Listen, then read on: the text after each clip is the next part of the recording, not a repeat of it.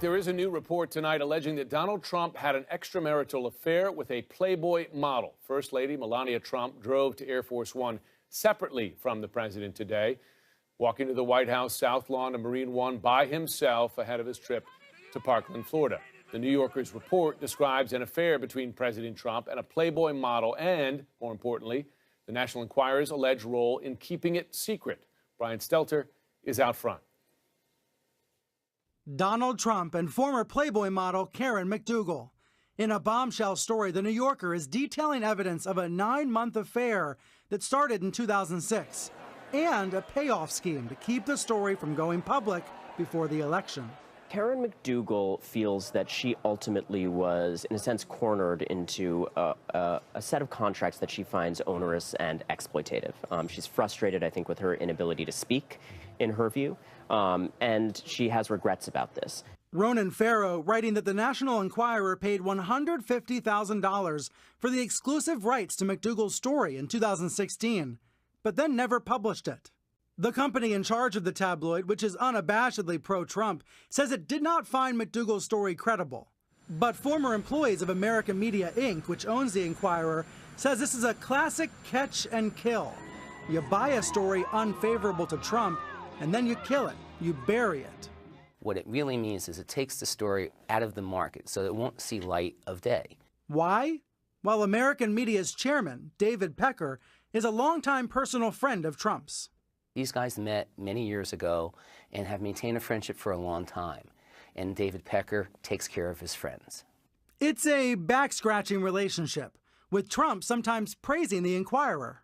I've always said, why didn't the National Enquirer get the Pulitzer Prize for Edwards and O.J. Simpson and all of these things?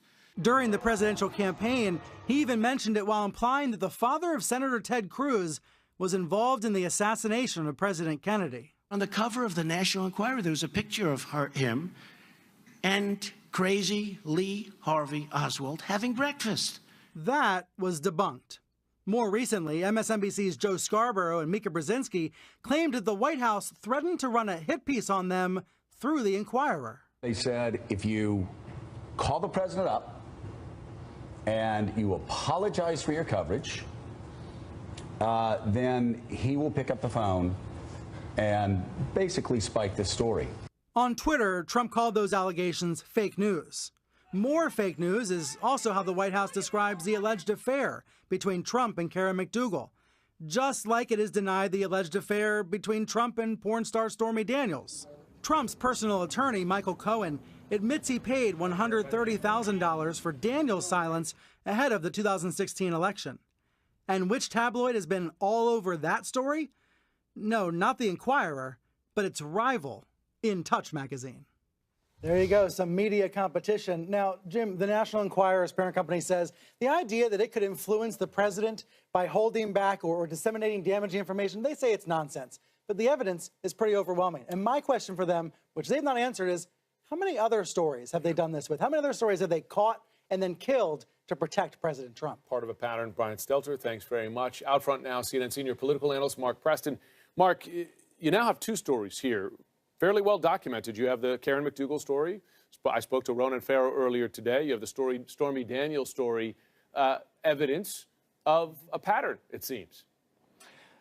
Apparently, President Trump has some deep-pocketed friends who are willing to pull money out of their own pockets, to try to protect him. Now, we saw that with Michael Cohen, who said that he used his own money, did not ask, did not expect to get reimbursed by President Trump. And of course, as we've just heard from Brian Stelter right there, that we have this media executive doing the same exact thing.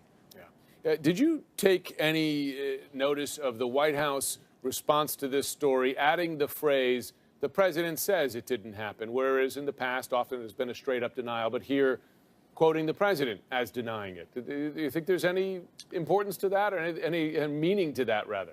Well, Jim, it kind of dovetails what we heard from Sarah Huckabee Sanders when she was at the podium this past week, when she was discussing the Rob Porter incident, situation, when she said, I'm giving you the best facts, I'm paraphrasing, that I have at the time, or that we have at the time.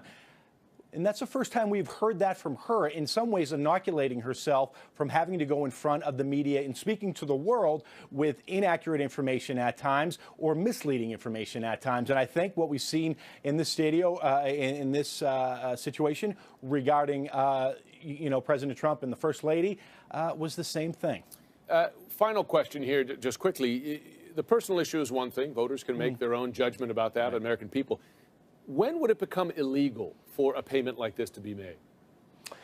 Well, if it was done in order, much like we saw with the Michael Cohen situation, if it was done in the event to try to help President Trump become elected, then it could become problematic. And that's when you go back to what we saw Michael Cohen, his personal lawyer, in his statement, Jim, when he revealed that he had made that comment, he said this was a personal payment. This was not a campaign expenditure. They all happened within days and weeks of the election. Mark Preston, thanks very much.